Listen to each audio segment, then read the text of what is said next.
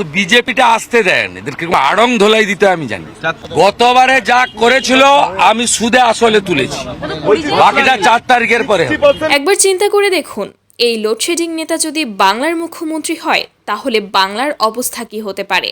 যে এখনো মুখ্যমন্ত্রী হওয়া তো দূরের কথা, সেই জায়গার কাছাকাছিও পৌঁছাতে পারেননি, সে এখনই কিনা প্রকাশ্যে বিরোধী পক্ষের লোকদের হুমকি দিচ্ছে।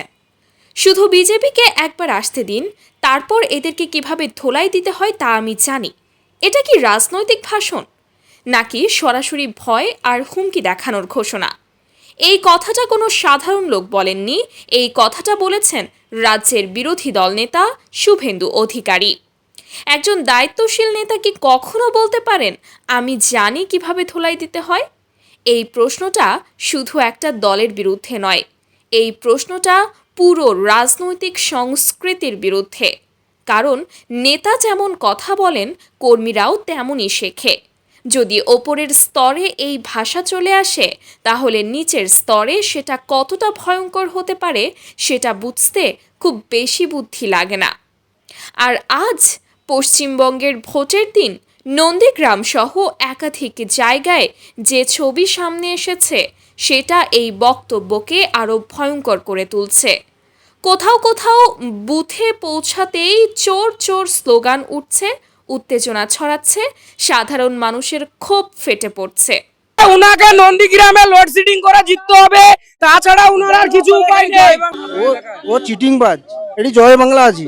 এই দৃশ্যগুলো কি শুধুই রাজনৈতিক প্রতিক্রিয়া, নাকি মানুষের ভেতরে জমে থাকা রাগ আর অবিশ্বাস প্রকাশ পাচ্ছে? এখন প্রশ্নটা একদম সোজা, এটা কি রাজনীতি নাকি ভয় দেখানোর রাজনীতি? একজন মুখ্যমন্ত্রী পদপ্রার্থী, একজন বড় রাজনৈতিক মুখ যদি প্রকাশ্যে দাঁড়িয়ে ধোলাই দেওয়ার কথা বলেন, তাহলে সাধারণ মানুষ কি বার্তা পায়? এটা কি গণতন্ত্রের ভাষা, নাকি এটা সেই পুরনো শক্তির রাজনীতি যেখানে ক্ষমতায় এলেই প্রতিশোধ নেওয়া হবে?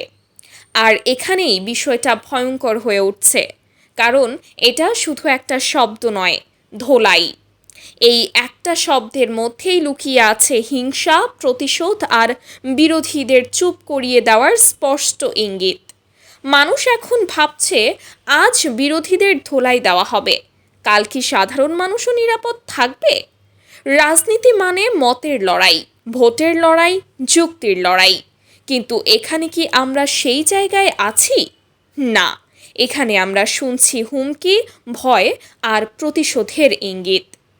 আর এখানেই সবচেয়ে বড় আশঙ্কা, বাংলার রাজনীতি কি ধীরে ধীরে গণতন্ত্র থেকে সরে গিয়ে ভয় আর প্রতিহিংসার রাজনীতিতে ঢুকে পড়ছে?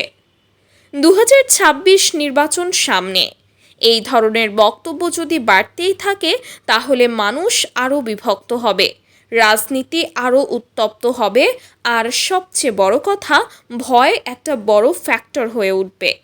কিন্তু একটা কথা পরিষ্কার, ভয় দেখিয়ে ভোট আদায় করা যায়, কিন্তু সম্মান আদায় করা যায় না। বাংলার মানুষ অনেক কিছু সহ্য করেছে, অনেক কিছু দেখেছে, কিন্তু তারা বোকা নয়। তারা বুঝতে পারে কে যুক্তির কথা বলছে আর কে হুমকির।